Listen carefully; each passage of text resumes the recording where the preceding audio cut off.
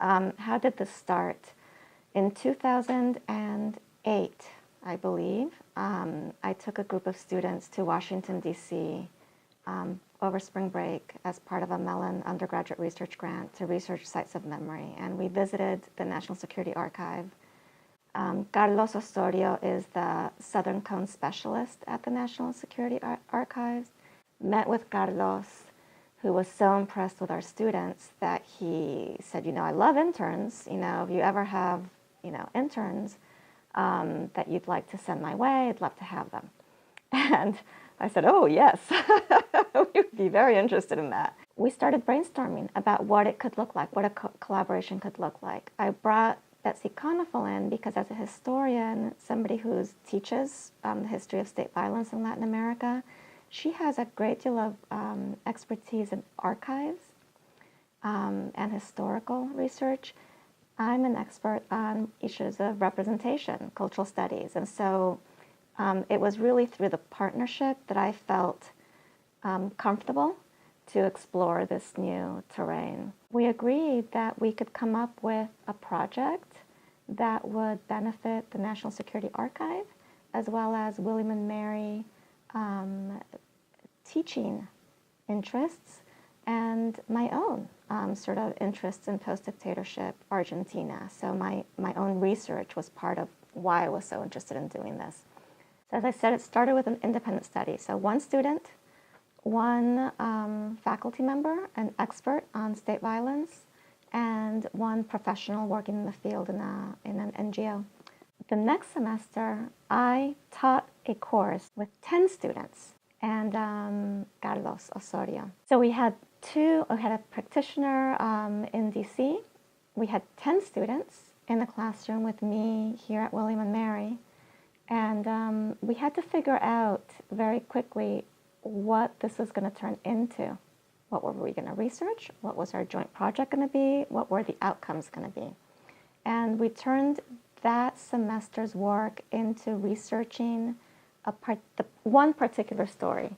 And that is a story of Jacobo Timerman, who was a very well-known journalist who was detained and disappeared for a while and then released. So we ended up producing briefing books, a briefing book that was published at the National Security Archive in DC, a briefing book that was published through the Comisión Provincial por la Memoria in Argentina, and compiling a chronology that would help researchers, scholars, the public understand the context of those documents that we were publishing as parts of briefing books, so the history. So students did all of that work. I actually see this as a community of practice between more than two people, because the community of practice wouldn't work without the student participation. And we came together every week to figure out how to tell the story. And we also brought in students who were studying abroad in Argentina, interning in that archive to help them construct their equivalent briefing book, which is something they had never done before, so that we could publish all of these things together at the same time. I mean, from my perspective, it's my own pedagogical philosophy that I learn more, I benefit more by including other people's perspectives. Particularly with this kind of work, these students are incredibly intelligent, dedicated, thorough, serious.